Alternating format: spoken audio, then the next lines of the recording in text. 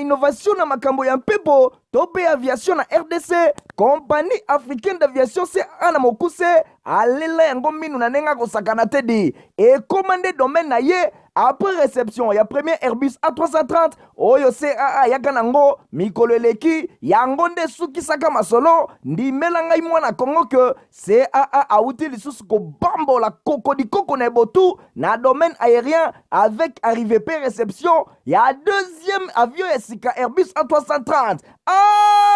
Airbus A330 deuxième frappe yango yo ya mokwake na mapate RDC ya boebondi melangai ke mon côté na terrain po ezala nanu te ekomi lelo ntimba na nzuzi veut dire mapasa Airbus A330 ba avion ya mokwake ya liboso eyaka yango yo bozwa lix eza nango neti soki omatio kita na ote po confort nango eza na ba angle nyonso kobanda na bakiti na couloir na first class na classe économique et bongo bozo ya mibale yango yo nyonso eza na excellence pe noblesse moko hors pair boyeba pe bosimba ke Airbus A330 eza ba marque ba avion oyo bomodaka na international ba compagnie aérienne de renom pe crédible nde basalelaka yango bokokuta yango na bamboka lokola Allemagne veut dire na Machaft pe ba pays européen ebele kutu batu ya baaffaire pe mingi ya minene na monde mingi basalelaka yango po na kitoko pe bopeto na luxe na yango surtout mécanisme ya sécurité eza nango chaque siège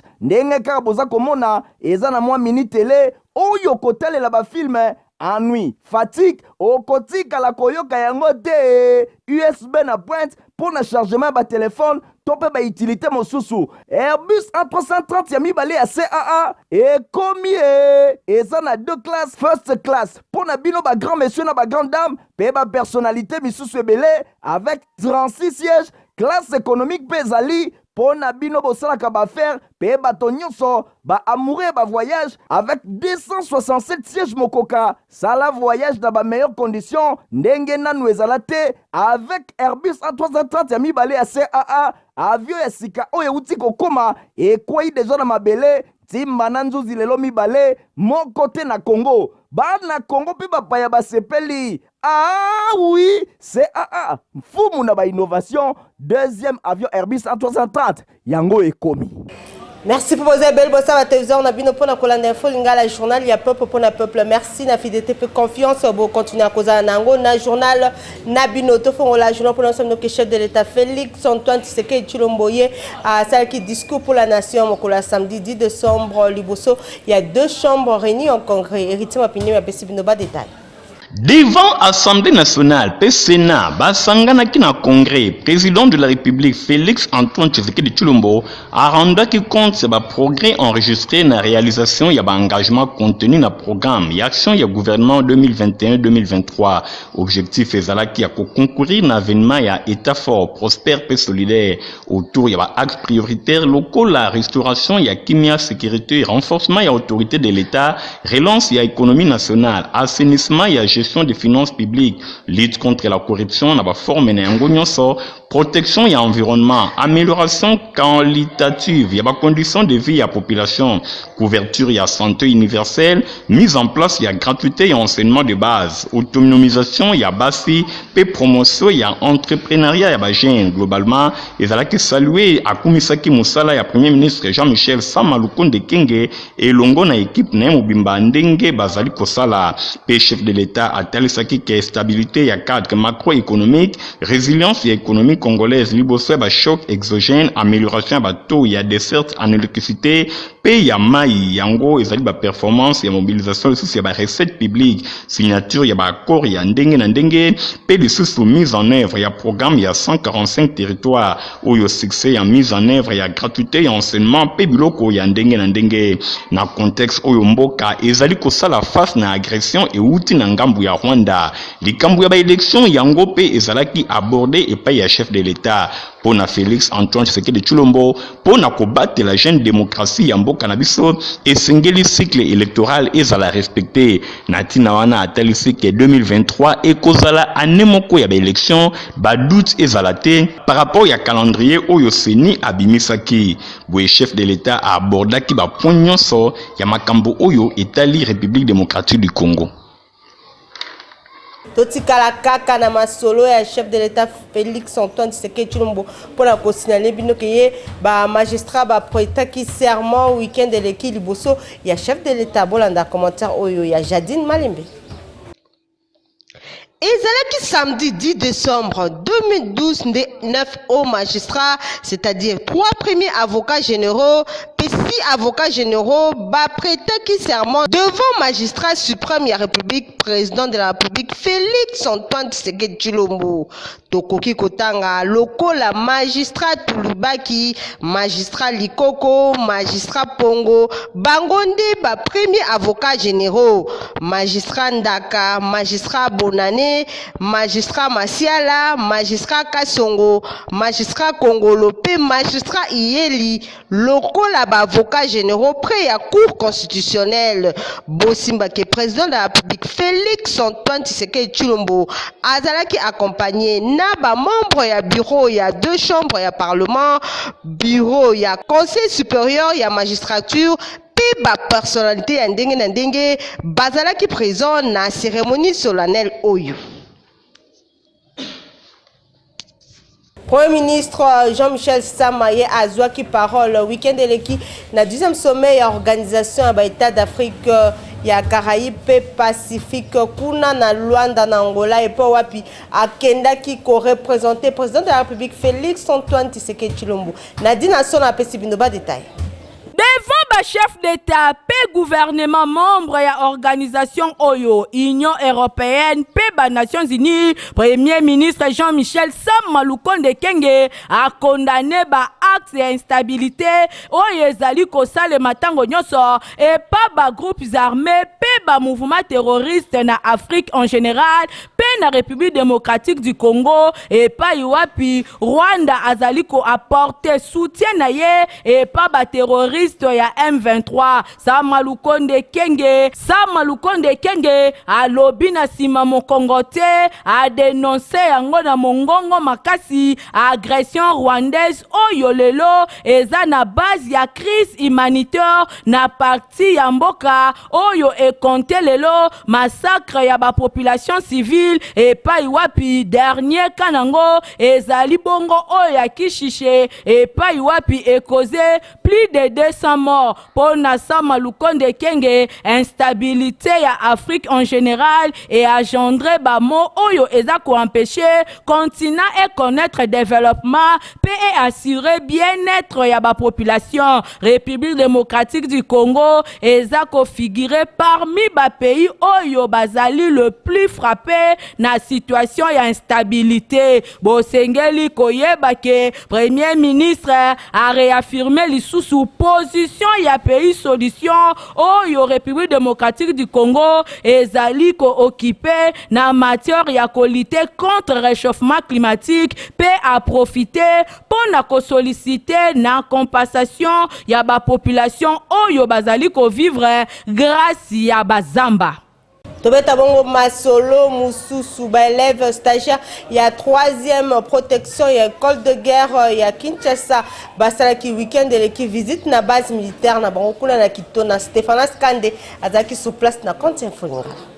Stagiaire, il y a 3e promotion, il y a école de guerre, il y a ville, il y a Kinshasa. Basalaki visite samedi 10 décembre 2022 na base militaire ya Kitona na province ya Congo central. Et pa wapi ba visitaki quelques écoles Oyo et Zwamikuna na base militaire ya Kitona après avoir copé sa civilité et pa ya commandant ya base Ilunga Kampete Ndenasima matinée scientifique pe ezalaki organisé na Institut supérieur de navigation et de pêche na thème les engins sécuritaires et problématiques de la défense populaire Natango ya agression ya République démocratique du Congo. Général Godefroy Mouland a précisé. Nous avons choisi d'abord le Congo central, compte tenu de la position géostratégique de Mwanda. Et nous avons préféré co-animer cette matinée scientifique avec l'Institut supérieur de navigation et de pêche parce qu'ils sont des professionnels dans la protection des eaux. Et nous voulions voir dans la géopolitique et la géostratégie des eaux, qu'est-ce qu'ils en disent. Et comme vous comprenez, ce sont des modules qui se donnent à l'école de guerre. Mais nous sommes descendus pour que les apprenants puissent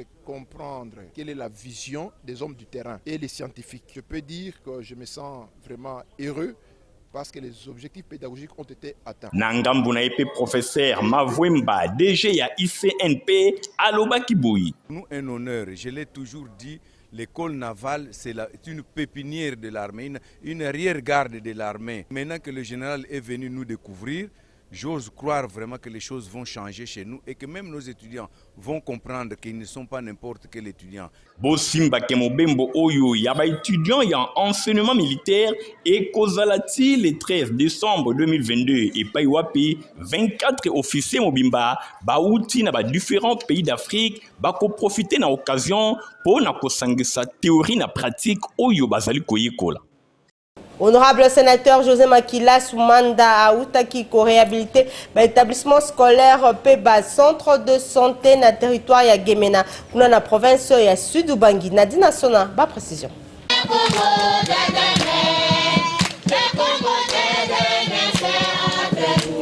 Lokito ya baloyembo oyo ba élève bazali ko pupola boye ezali ne pona koyamba honorable sénateur José Makila Soumanda ba benga kayele bulldozer l'homme fort ya Sidou Bangi ezalaki ya pamba te botala ezalaki nde lolenge na bango ya kolela epai ya moto oyo baza ko considérer lokola Moïse le sauveur kuna na secteur na bango mingi penza na territoire éducation ya Gemena awa na province ya Sidou Bangi pe epa ya bakonzi ya mboka mingi penza ba autorité politique ya province na bango kasi lokola honorable sénateur José Makila Soumanda l'homme fort du Sidou Bangi le bulldozer azalaka moto ya bato motema pembe pe boboto akokaki kotala te appel oyo ya bilenge eleka ye lokola mopepe tina azelaki kutute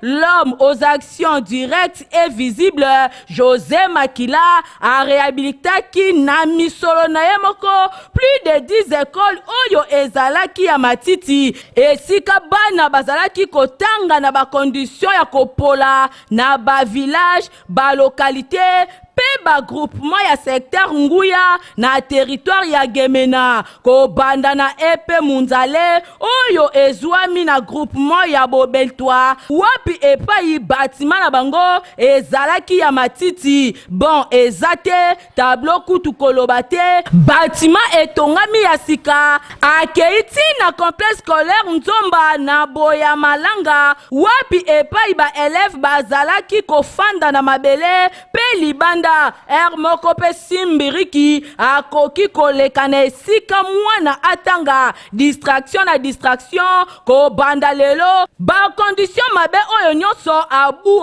pia bokanisi esukaki wana te akendaki ti na kobongisa na ba établissement scolaire oyo ezwami na ba groupement lokola ya Gbogba Kutu Botakambia Bogbose Bominenge Nangindinga Pembe pe misusu ya José Makila le bulldozer afandisa ba bâtiment kitoko bana babosani histoire ya kotanga libanda a équipé yango kitoko na ba matériel didactique oyo esengeli bakisa ba bureau ya ba directeur pe ba professeur nyoso oyo bondi melangaike esalemi à 100% na misolo ya l'homme fort ya Sidou Bangi ya José Makila Soumanda oyo akobaki tina kobongisa ba centre de santé. Teweta masolo mususu ba parlementaire ya debout IDPS bango ba pesa ki point de vue na bango par rapport à nomination ya bourgmestre pe ba dossier ya grand marché bolanda bango bazana micro ya Edimbani. Bonjour à tous, bonjour Nabande Konyonso Obaza Kolanda, Junior Mwanabute, le parlementaire debout et communicateur de l'UDPS. Tolandi ba sortie médiatique, il y a Danim Banza, na ya Jekoko, le vice-gouverneur. À propos de la nomination, il y a ba ordonnance au chef de l'État à Signaki. Naza koyebisa batu boye. Choix oyo tata mokonzi asali ezali choix moko malamu. Monsieur Danim Banza ozali ambassadeur. ozali na leçon moko te oyo kopesa président de la République. Nous vous mettons en garde. Okoyebisa batukeo, on doit revoir les ordonnances. Est-ce que oyebi ke signature ya tata mokonzi eza sacré? Si le chef de l'État a publié ba ordonnance pour que à revoir ba ordonnance, il faut attendre au moins 6 mois.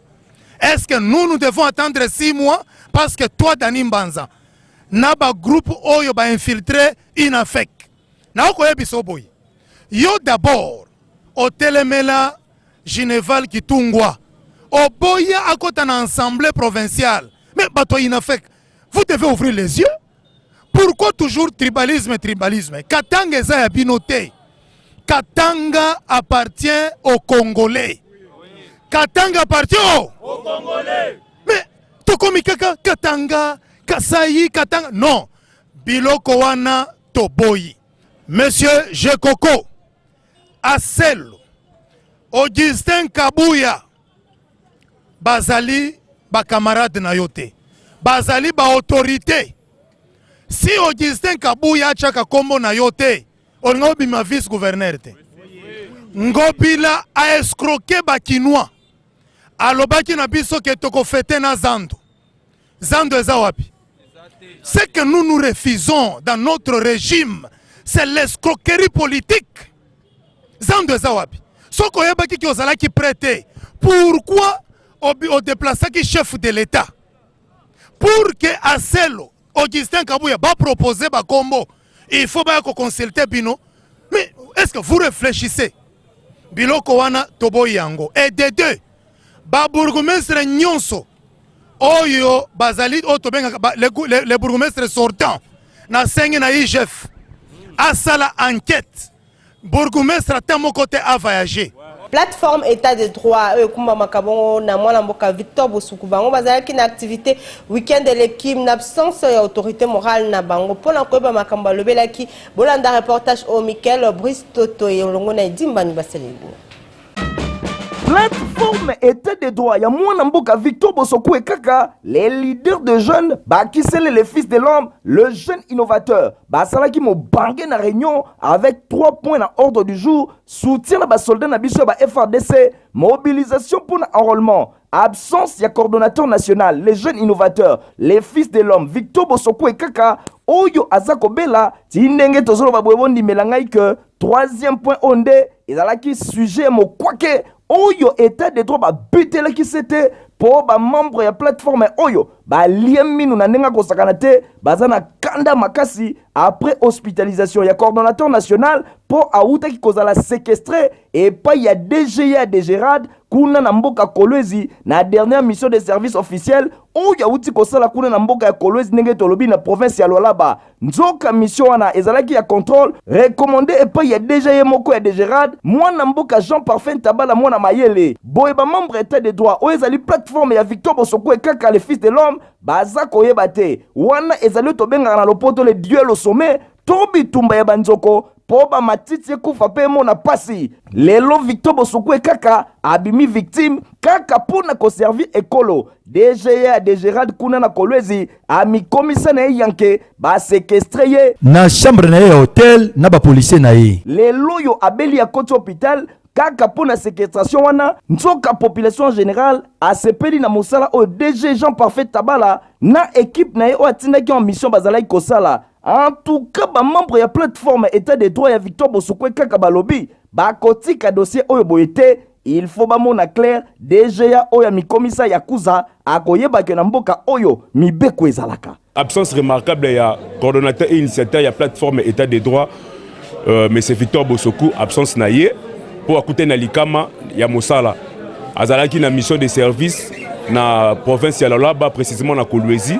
azwaki likama ya agression où ezali ki a touché santé na ye azali hospitalisé na yebi to soli pena bande kwa soki to bimi na réunion to ko mato ke de rendre visite et puis to ko pesa bino be ya no par rapport à état de santé na évolution na ye ndenge nezo ko tambola tata mokonzi ya ekolo fongola miso contre badongolo miso oyo baza kosala misala mabe lokola DGA de Gérard tribalisme pe anti-valeur misusu na kati ya entreprise publique. Il faut ici là, en tout cas, dossier oyo, il faut ba mona clair.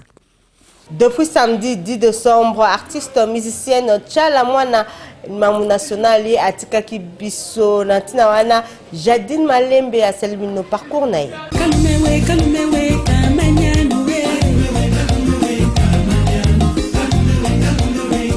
Tchala Mwana akufaki na mokoli samedi 2 décembre na âge ya 64 ans na Kinshasa.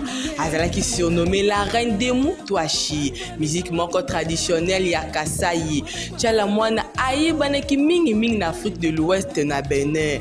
Azalaki nanu choriste liboso akoma chanteuse. Azalaki choriste epai ya Laurent Galant. Après na orchestre Minzoto Wela Wela, Tchala Mwana akomaki danseuse na groupe ya chanteuse Pongo Love. Après à côté qui pe na groupe ya Abeti Masikil comme danseuse na Kinshasa, mais azalaki na Côte d'Ivoire que congolais Tchala Mwana akomaki chanteuse propulsée et pas ya compatriote guitariste Suzy Kaseya. Bongonde Moutouache et Botamaki Moutouache o ezali musique traditionnelle ya Grand Kasai. Tchala Mwana ayebaki malam kotombo la culture ya République démocratique du Congo. Azalaki mwasi ya lokumu, mwasi ya makasi peli sous professionnel mutu mosusu azalité oyo akolobi la culture luba ndeti Tchala Mwana na bosimba ke na 1997 Tchala Mwana azongaki na pays d'origine na ye ezali République démocratique du Congo pona kopesa maboko pembeni ya président Laurent Désiré Kabila. Grâce à combat pour les femmes, Tchala Mwana akomaki député, mais ezalaki noki a rattrapaki na passion na ye o ezalaki bongo musique. Album na ye Malunde et anosaki na vivacité nyonso retour na ye sur scène. Chanteuse Tchala Mwana akufaki na âge ya 64 ans, donc asali plus de 40 ans na carrière musicale na ye. Tchala Mwana azwaki ba décoration ebele tout au long ya carrière musicale na ye parce que a valorisé ki musique traditionnelle. Chef coutumier ya Grand Kasai a intronisé ki ye beaucoup plus na contribution na ye na culture luba o ezali kombo ya tribu na ye. Na Cotonou bosimba kende pa wapi abetaki ba concert ebele. Tchala Mwana azalaki omniprésente na programmation ya radio pe ba boîte de nuit. Liwa na ye et rappelé ba souvenir na amélioration ya ba année 1980 pe au-delà. Pona ba béninois reine moko akufi, c'est-à-dire reine ya Moutouachi danse avec jeu de bassin. O esenga ko kanga liputa na loketo. O ezali chorégraphie to séquence Moutouachi na scène ezalaki toujours parmi ba moment ya makasi ya concert ya Tchala Mwana oyo e déclenchant ebele ya ba fantasme na public. Totikala kaka na masolo ya disparition ya artiste musicienne Tchala Mwana la reine de Moutouachi pona ko sabino ki honorable Paul Bindu o bana munga fula babenga kabongo Océan patron ya Pacific Palace à rendre hommage la mémoire ya Tchala Mwana. Reportage. Paul Bindu Bosambali, la main qui donne c'est la main qui reçoit. Yeah. Didier Kalamba, le manager. Paul Bindu Musambali, amuna yo epanangeza immortel, papa ya banananga. Yonde oyo nzamba tindelanga na mokili, naza mopanzi na yo Eva. Yonde Adamu nangai, motema nangai, mabanzo mangai. Mosika touti ye nini tomona pe na etumba ya la vie. Nanyango waza na nguya yako kabola oyo nzambe asangisi. Amour na biso eleki makasi eza motu ya koleka moso ya mokili. Atali wana banga te nalenga te yonde protection na ngai. Paul Bindu Musambali, le PDG Guillaume Ekande, mon colonel Safari Kazingovu. Nous sommes unis dans le mariage. Olingo nanga Falon Bindu Lupemba. Nakende susu wapi mobembo suki pana yo masuwe boya jamais libongo. Pierre Kingombe. Kota la gauche et droite tena sasima na yo. Biso bikongenga kapa unité. Nalula yo pona mbongo te Musambali.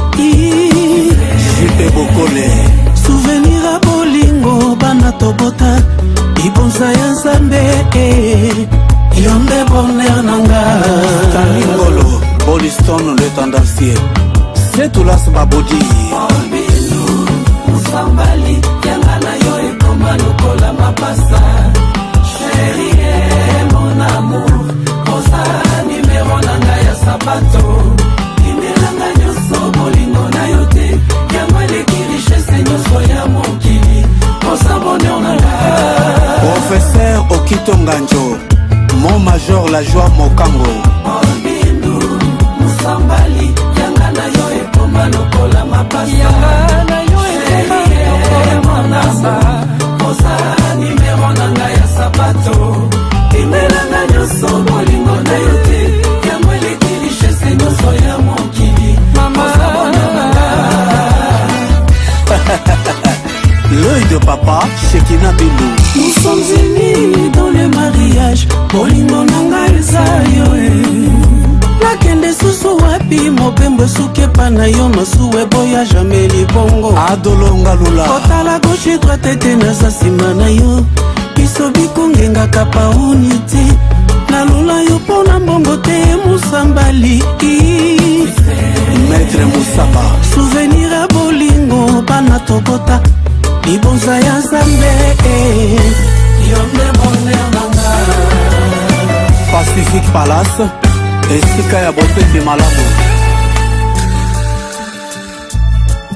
Jules Nsana na Nairobi. Je suis à toi Musambali. Tu es à moi. Le président Ikoli Yombo.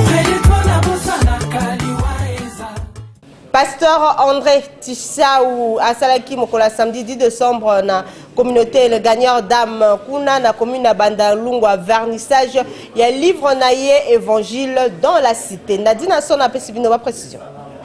Évangile dans la cité nde ezali titre ya livre ya 167 pages na 4 nango 13 chapitres oyo l'homme de Dieu André Tissaou a commis pour na bana na nzambe nyonso en général pe particulièrement na ba chef ya département ya évangélisation pour esunga bango makasi pour na kotambwisa pe bon encadrement ya ba évangéliste nyonso.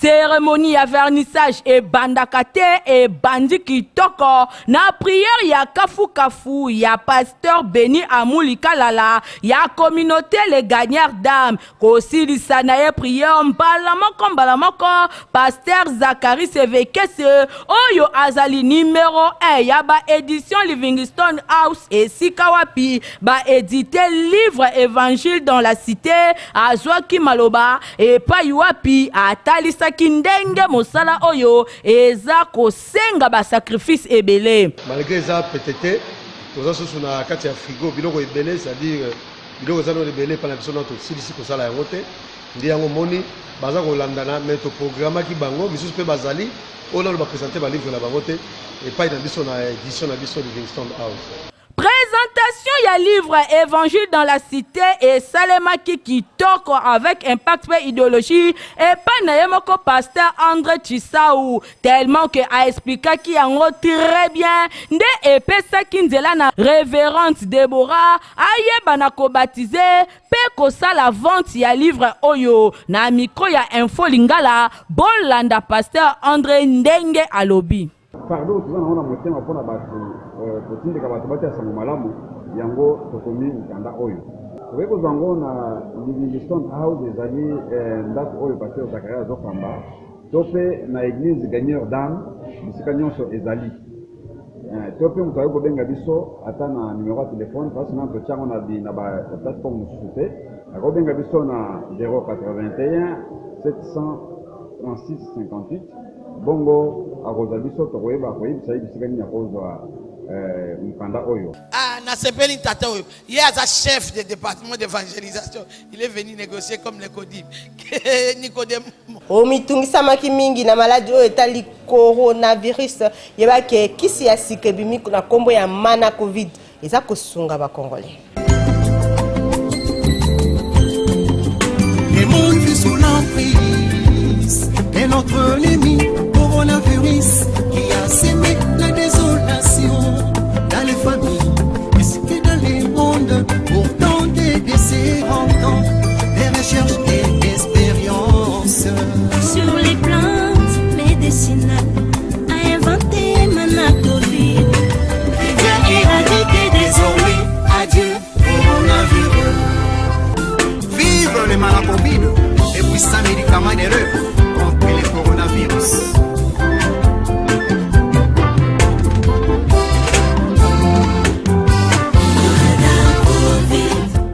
bozalaki ebele mpona kolanda info lingala journal ya mpe mpona mpe bosepelaki nango mpesa merci na Igor Tingi azalaki na nsima ya caméra concours rédactionnel Nadine Sona Jadine Malembe supervision esimamaki epe ya héritier Mapindemi coordination ya Stéphane Skandenga na bino topisani rendez-vous mikolo ezali koya au revoir bye.